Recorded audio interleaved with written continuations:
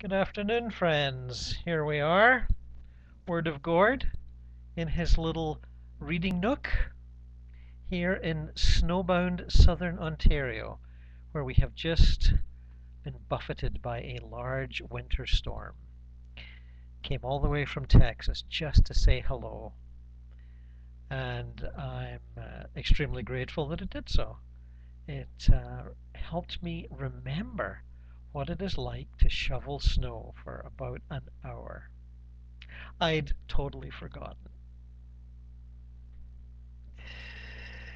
It's not quite as much fun as this, I'll tell you that. Anyway, greetings to my friends around the world. Some of you anonymous and some of you named. Thank you for all the little gestures of friendly,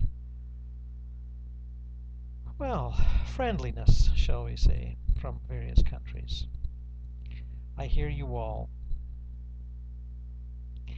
and I reply to you all. Greetings to those of you in Slovenia and Croatia and Norway and India.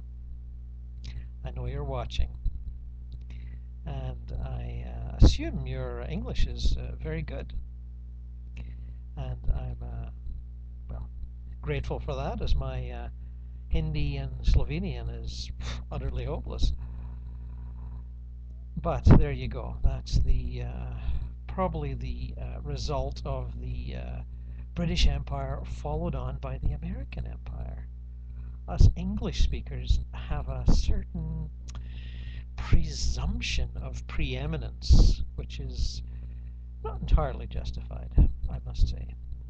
It's very gracious of the rest of you to accept our ignorance of your languages. I really mean that.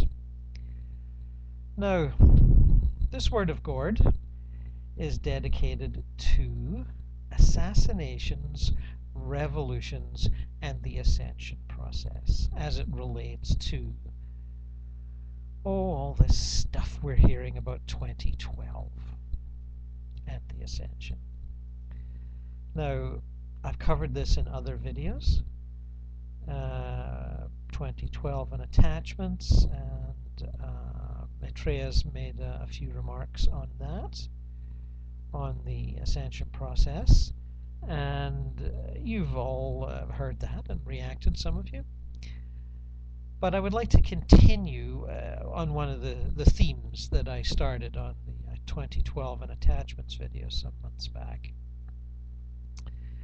Now, recently we've seen political assassinations. Now, there's nothing new in political assassinations. It's happened for centuries.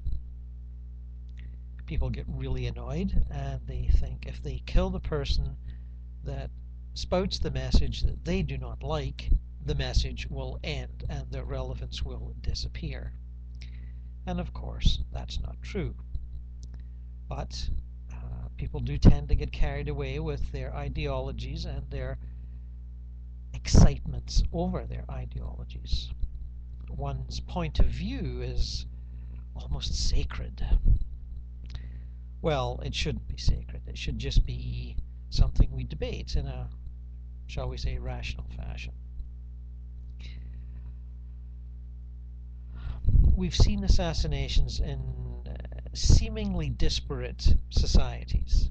The first one that caught my attention was the, I believe he was the president of the Punjab, assassinated by one of his guards, presumably because of his public backing of a Christian woman who had been criticized, slandered, perhaps even arrested for her anti-Muslim remarks, I believe.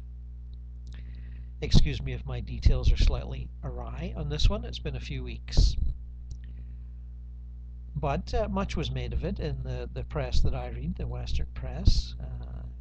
Don't have much time to read everything. A world citizen in the making should be reading everything.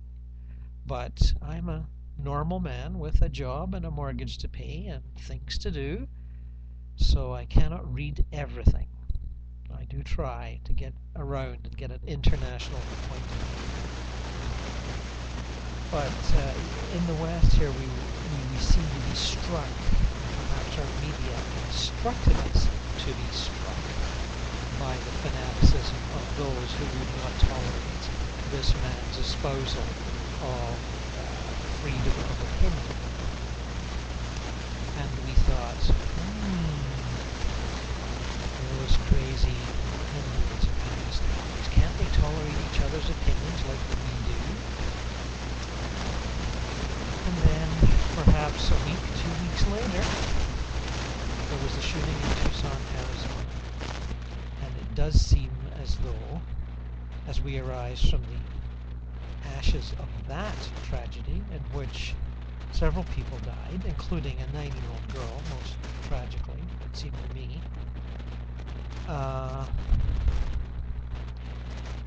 this feeling that that itself was ideologically and anger-based. The assassin does seem to have been mentally unstable for a number of years, although whether he could actually be called crazy and completely not responsible for his actions is at this point debatable.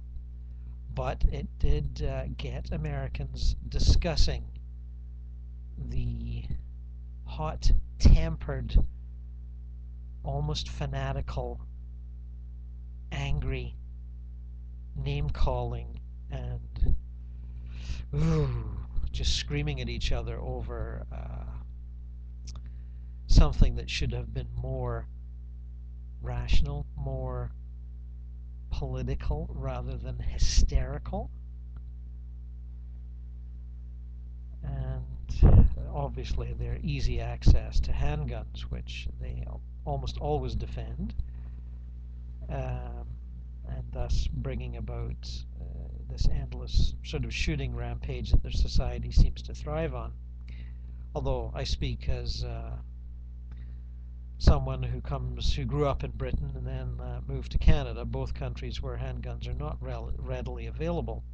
Although we do have our shootings, there's no question of it, but less. And I know some of you are thinking, well, an angry person can pick up a kitchen knife and kill everyone in the room just almost as quickly as they can with a gun. And this, to a certain extent, is true. The weapon is not responsible for the destruction.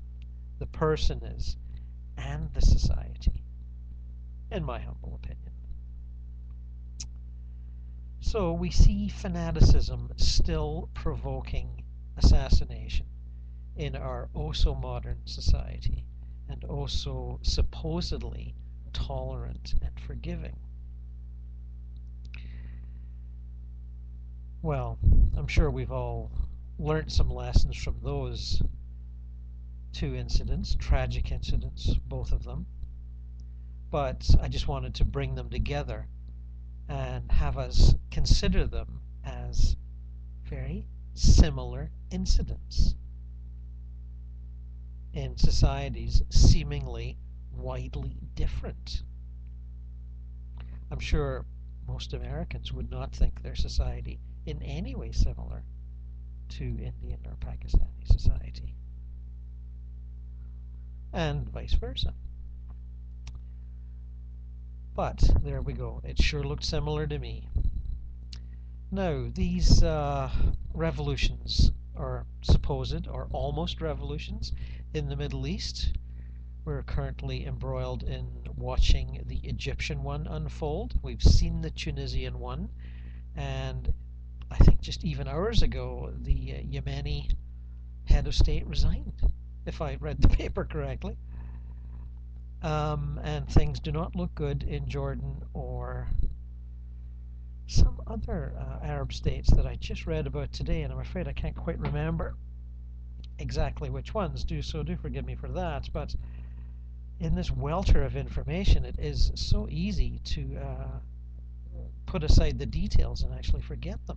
But the general trend does seem to be one of great sweeping change as in Europe 1968, as in Europe in 1848, as in many other times and places where radical change seems to sweep through societies unbidden and unencouraged.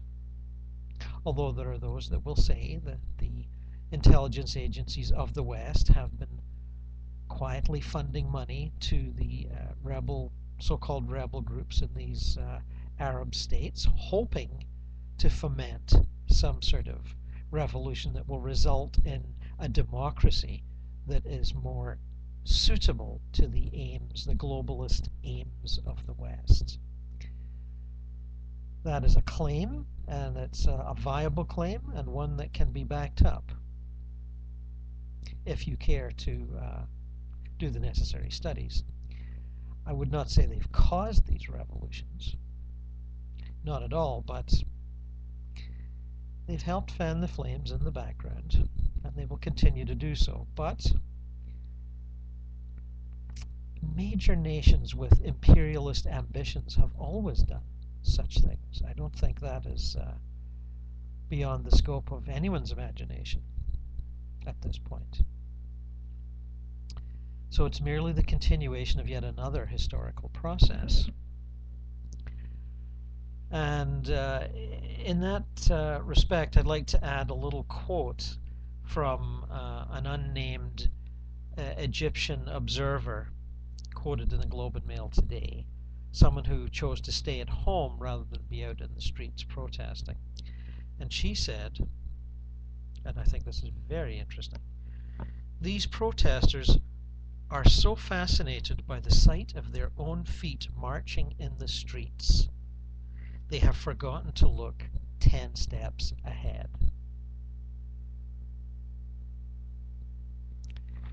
Yes, let us consider that one. What will result from all of this? Well, we don't know. But in terms of the ascension process, and those of us around the world who firmly believe that it is happening, that a greater measure of light is descending from spirit onto the, shall we say, darker areas of our planetary societies, and propelling them towards a greater measure of understanding, tolerance, love, brotherhood, justice for all, these type of concepts, as well as more mystical things like, communication with spirit, easy communication with spirit, rather than communication with spirit that is bedeviled by negative religious dogma and, perception of nature, clairvoyant perception of nature. Those pesky little orbs that keep showing up in people's photographs. They're nature spirits, I think, but that's just my opinion. Now, this process, it is ongoing, and it will, in my opinion, not stop. It won't slow down, it won't speed up. It's coming at us, maybe from galactic center, maybe from God knows where. But it's been talked about in spiritual literature for at least 100 years. You can find mentions of it in the spiritualist and theosophical literature from well over 100 years ago. And perhaps even in the evangelical Christian literature, which I'm not quite so familiar with. Anyway, this ascension process and all these negative, revolutionary, violent assassination, etc. activities, can they coexist? Will they continue to happen? And my response to you, that question, is yes. They will coexist and they will continue.